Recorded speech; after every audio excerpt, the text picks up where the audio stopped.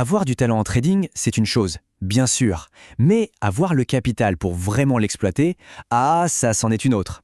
Et c'est justement ce dilemme central, qu'on va décortiquer ensemble aujourd'hui. Et oui, cette question, elle est vraiment au cœur du problème pour beaucoup. Alors, comment on fait quand on a une bonne stratégie mais pas les fonds? Heureusement, il y a des solutions. Deux grandes voies se dessinent pour les traders talentueux qui manquent de capital. On va explorer ces deux chemins, histoire de voir lequel pourrait le mieux correspondre à différents objectifs. Alors, voilà le programme. On va d'abord définir chaque modèle, puis on va les comparer, les mettre face à face. Ensuite, on va se pencher sur les potentiels conflits d'intérêts. C'est un point super important. Et à la fin, on verra comment choisir le chemin qui est vraiment fait pour soi. Allez, on commence avec le premier modèle, l'incubateur. Pour bien comprendre, on peut l'imaginer un peu comme une agence de talent, mais pour les traders. Le principe de base est assez simple en fait. Il faut d'abord prouver ce qu'on vaut, et si on y arrive, le capital finit par suivre. Donc concrètement, qu'est-ce que c'est? Eh bien, un incubateur de trading, c'est une plateforme qui va faire le lien entre les traders qui performent bien et les investisseurs qui cherchent où placer leur argent. Le rôle de la plateforme, c'est de valider le talent en suivant les performances en direct, en toute transparence, et de s'assurer que tout le monde est sur la même longueur d'onde grâce à une rémunération qui dépend directement des profits générés.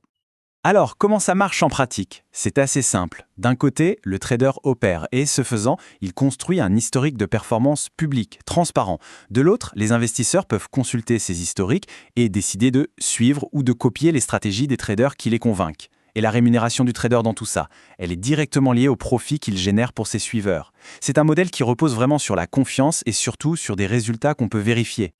Ok, maintenant, passons à la deuxième porte d'entrée. Si on a dit que l'incubateur, c'était l'agence de talent, eh bien, la propre firme, ou société de trading pour compte propre, ça ressemble plus à un examen pour obtenir sa licence de pilote. L'idée, c'est qu'il faut d'abord prouver qu'on sait piloter avant qu'on nous confie les commandes de l'avion.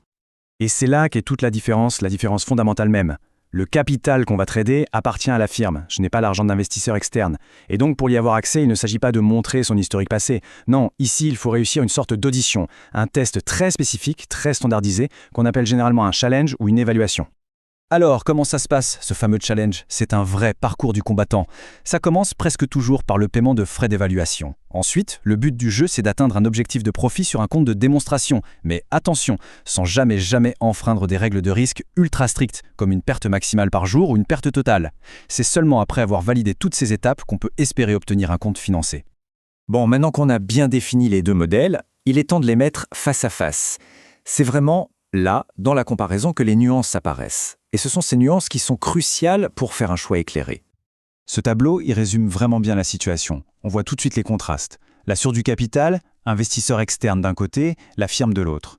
La qualification, un historique sur le long terme contre un test sur le court terme. Mais le point qui saute vraiment aux yeux, c'est le partage des profits. Regardez, c'est beaucoup plus élevé chez les propres firmes. Et on va voir tout de suite pourquoi il y a un tel écart. Alors d'où vient cette différence de rémunération? C'est assez logique en fait. Dans un incubateur, le trader partage les gains avec un investisseur externe qui, lui, prend le risque. Et ce partage se fait souvent sur la base d'un high water mark, ce qui veut dire qu'on ne touche des commissions que sur les nouveaux profits, les nouveaux sommets. Dans une propre firme, c'est différent. Le trader est plus vu comme un prestataire de service qui utilise le capital de la firme.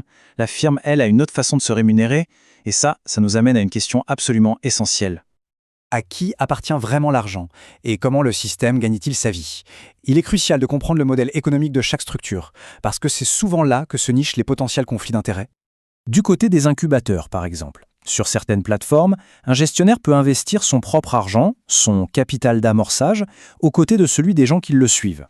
Le souci, c'est que si ses propres gains ne sont pas soumis aux mêmes frais de performance, il pourrait être tenté de prendre plus de risques pour maximiser son profit personnel, au détriment potentiellement de ceux qui le copient.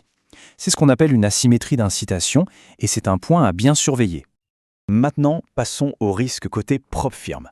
Et là, on touche au secret de polichinelle de ce secteur.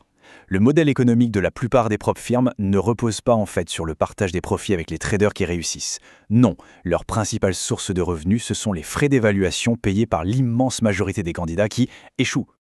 Et ce graphique, il l'illustre parfaitement. Les chiffres sont sans appel. En moyenne, environ 80% des revenus d'une propre firme proviennent des frais d'évaluation, donc des tentatives ratées.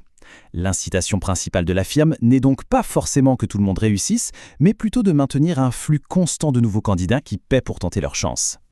Et ce chiffre de 80%, il faut vraiment le laisser infuser. Un taux d'échec aussi élevé, ça veut dire que le modèle est conçu pour être extrêmement sélectif, pour ne pas dire éliminatoire. Les règles de risque si strictes ne sont pas juste là pour protéger le capital de la firme, elles agissent aussi, et peut-être surtout, comme un filtre massif qui alimente le modèle économique dont on vient de parler. Alors, au final, comment on choisit? Face à ces deux mondes, ces deux philosophies, la question n'est pas de savoir quel modèle est le meilleur dans l'absolu. Non, la vraie question c'est lequel s'aligne le mieux avec une stratégie de trading et des objectifs bien précis.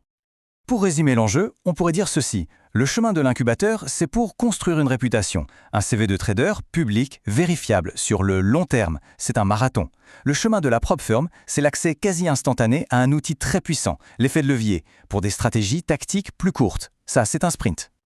Et pour être encore plus concret, les stratégies qui ont besoin de temps pour respirer, pour se développer, pensez au swing trading, au trading macro, eh bien elles sont souvent incompatibles avec les règles de perte maximale ultra serrées des prop firms. Un drawdown de 10%, ça peut arriver très vite sur une position de plusieurs semaines.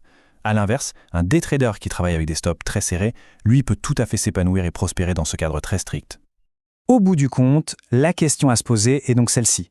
Est-ce qu'on joue le jeu long, celui de la construction d'une carrière de gestionnaire sur la durée, ou est-ce qu'on joue le jeu rapide pour capitaliser à court terme sur une stratégie spécifique? La réponse indique probablement la bonne porte à pousser. Merci d'avoir suivi cette analyse.